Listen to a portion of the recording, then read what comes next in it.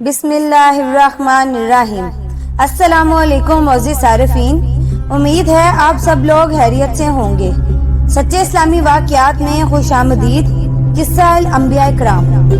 حضرت آدم علیہ السلام جس جنت میں تھے وہ کہاں تھی، پارٹ 3۔ اور مزید انہوں نے یہ دلیل بھی دی ہے کہ یہ تو تسلیم شدہ بات ہے کہ الف لام عہد ذہنی کا ہے، کیونکہ اس سے پہلے کسی ماخوذ کی طرف اشارہ نہیں ہے، اور اس سے مراد وہ جنت ہے جس پر سیاق کلام دلالت کرتا ہے، کیونکہ یہ تو واضح ہے کہ آدم علیہ السلام زمین سے پیدا ہوئے، اور اس کی کوئی دلیل نہیں کہ آدم علیہ السلام کو پیدا کر کے آسمان کی طرف اٹھایا گیا ہو۔ اور یہ بھی معلوم ہے کہ آدم علیہ السلام زمین کے لیے پیدا ہوئے تھے، اور اللہ تعالیٰ نے اسی بات کی اطلاع دیتے ہوئے فرمایا تھا، میں زمین میں خلیفہ بنانے والا ہوں۔ انہوں نے اس کی مثال بھی پیش کی ہے کہ اللہ تعالیٰ نے فرمایا، الجنت کا الف لام میم عموم کے لیے نہیں ہے، اور کسی ماخوذ لفظی کا ذکر بھی نہیں ہوا، اس لیے ماخوذ ذہنی مراد ہوگا جس پر سیاق کلام دلالت کرتے ہیں، اور وہ باغ ہے۔ اسی طرح انہوں نے کہا کہ حبوط اترنا صرف آسمان سے اترنے پر دلالت نہیں کرتا، بلکہ اس کے علاوہ بھی استعمال ہوتا ہے، جیسے اللہ تعالیٰ نے فرمایا سورۃ ہود آیت نمبر 48 ترجمہ۔ جب نوح علیہ السلام کشتی میں تھے اور وہ کشتی جودی پہاڑ پر ٹھہر گئی، پانی روئے زمین سے خشک ہو گیا، تو اللہ تعالیٰ نے حکم دیا کہ زمین کی طرف اترو، تمہارے لیے اور تمہارے ساتھیوں کے لیے ہماری طرف سے سلامتی اور برکت ہوگی۔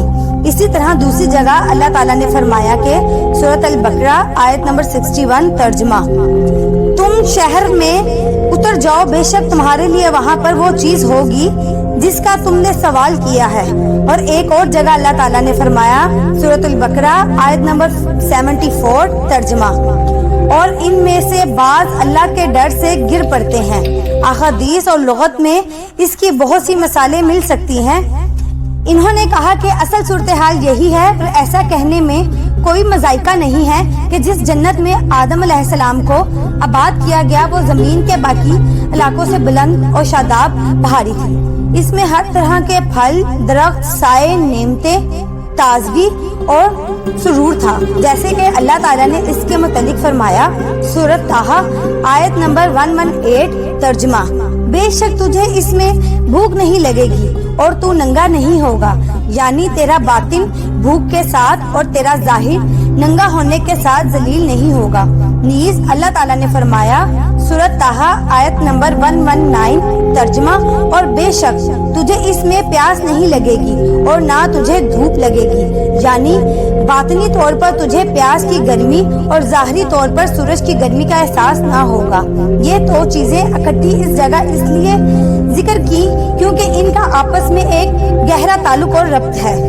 پھر حضرت آدم علیہ السلام نے ممنوع درخت سے کھا لیا تو ان کو ایک ایسی زمین میں اتارا گیا جس میں محرومی، محنت، مشقت، سختی، امتحان اور آزمائش ہے، اور اس میں رہنے والوں کا آپس میں دین و مذہب، اخلاق و عادات اور معاشیات، اقوال و افعال کے لحاظ سے اختلاف ہے، جو ایک سخت امتحان کی ایک شکل ہے، جیسے اللہ تعالیٰ کا فرمان ہے سورۃ البقرہ آیت نمبر 36 ترجمہ، اور تمہارے لیے اس زمین میں ٹہلنے کی جگہ ہے اور ایک وقت متعین تک اس سے فائدہ اٹھانا ہے۔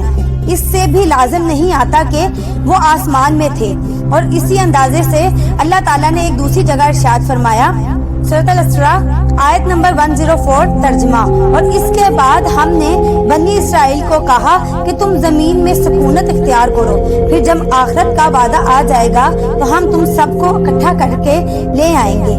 یہ بات بڑی واضح ہے کہ وہ زمین پر تھے، آسمان میں نہیں تھے۔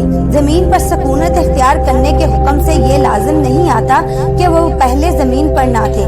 مذکورہ نظریہ کے حامل علماء کی رائے ان لوگوں کی تائید نہیں کرتی جو جنت اور جہنم کے آج موجود ہونے کے انکاری ہیں، اور نہ ہی ان کے نظریے سے جہنم اور جنت کا وجود انکار لازم آتا ہے۔ جن علماء سلف اور حلف سے آدم علیہ السلام والی جنت کے زمین میں ہونے کی بات نقل کی جاتی ہے، وہ سب کے سب جنت اور جہنم کے وجود کے قائل ہیں۔ قرآنی آیات اور صحیح احادیث بھی اس پر دلالت کرتی ہیں۔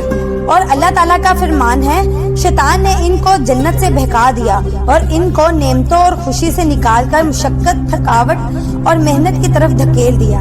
اس شیطان نے ان کے دل میں وسوسہ ڈالا اور اللہ کی نافرمانی کو ان کے لیے خوبصورت کر کے پیش کیا، جیسا سورۃ الاعراف آیت نمبر 20 ترجمہ۔